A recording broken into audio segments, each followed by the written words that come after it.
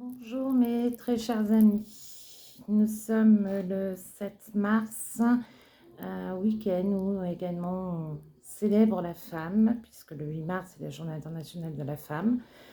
J'aimerais bien qu'on n'ait jamais plus à la célébrer, cette journée internationale des femmes. Ça prouverait que l'égalité homme-femme est partout la même. Alors aujourd'hui une vidéo, qu'est-ce qui se passe dans le monde et surtout le toupet monumental de Trump qui demande de l'aide à l'Ukraine pour combattre les Shahed iraniens. C'est incroyable. Il s'agissait en fait dans le bureau ovale du fait que Zelensky n'avait pas les cartes et qu'il voulait la Troisième Guerre mondiale. Mais quel revirement de situation! Mon Dieu, c'est incroyable. C'est effectivement Zelensky qui a les cartes en main et d'autre part, ceux qui sont en train d'initier une Troisième Guerre mondiale, si elle devait avoir lieu, ce sont Poutine et Trump. Oh, c'est étonnant. Les deux ont la même idéologie. Alors, quand bien même, il faut effectivement aider les Iraniens, ce n'est pas en leur tapant dessus qu'on arrivera à aider les Iraniens. Ça, c'est certain. Le conflit, eh bien, forcément, au Moyen-Orient se développe. Et le Liban, eh bien, lui aussi se voit embarqué dans ce conflit alors qu'il n'a rien demandé à cause du Hezbollah. Et tout cela avec l'aide de la Russie, parce que là aussi, nous avons appris que Poutine est en train d'aider les Iraniens dans le renseignement pour taper les intérêts américains. Et Trump, eh bien, ne veut pas y croire, c'est pas possible, son copain, il ne peut pas lui faire ça. Et pourtant, c'est la réalité.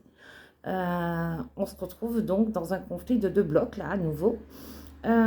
Autre chose également, c'est la crainte forcément du ravitaillement pour les Ukrainiens en matériel militaire, puisque Trump en a besoin aussi pour faire sa guerre en Iran et dans le Moyen-Orient, en soutien à Israël.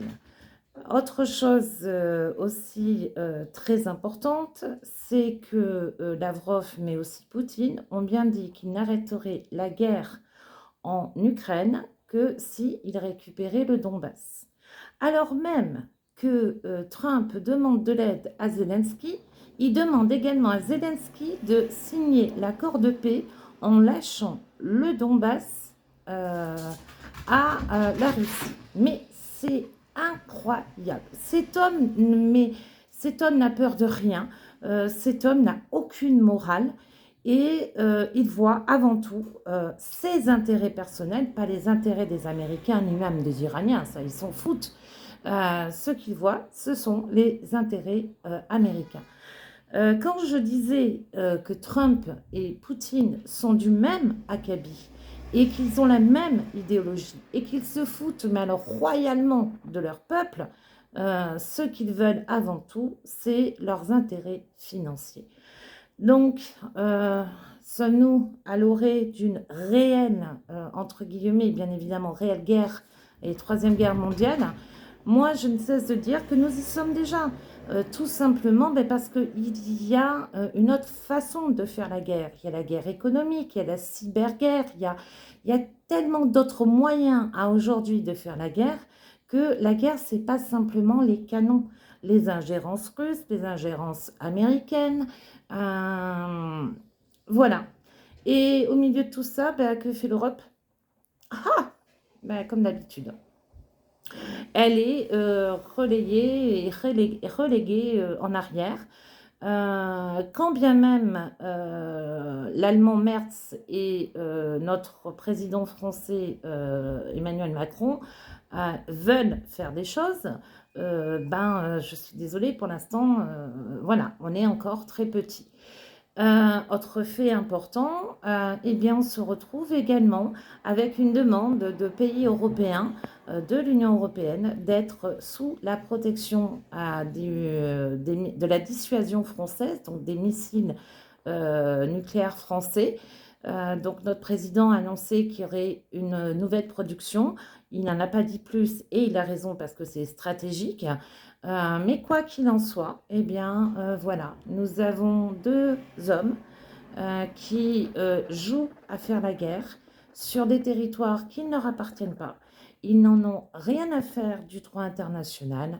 Ce qui compte, c'est leur ego narcissique et leur portefeuille.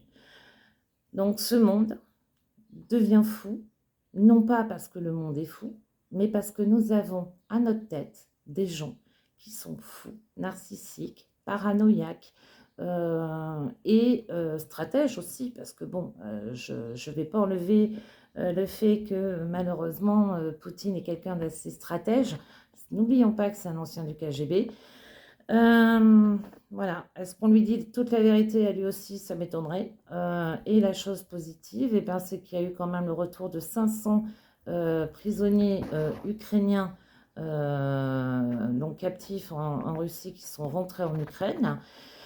Et enfin, eh ben, écoutez, vu que nous sommes dans le week-end de la Journée internationale des femmes, je souhaiterais avoir une pensée pour ces Ukrainiennes qui se battent sur le front, qui se battent en tant que soldats, qui se battent pour aller chercher des blessés sur le front, pour les soigner en tant que médic, en tant qu'infirmière, mais aussi ces femmes qui, à l'arrière, cuisinent, sont volontaires pour préparer une aide et un soutien pour les soldats sur le front.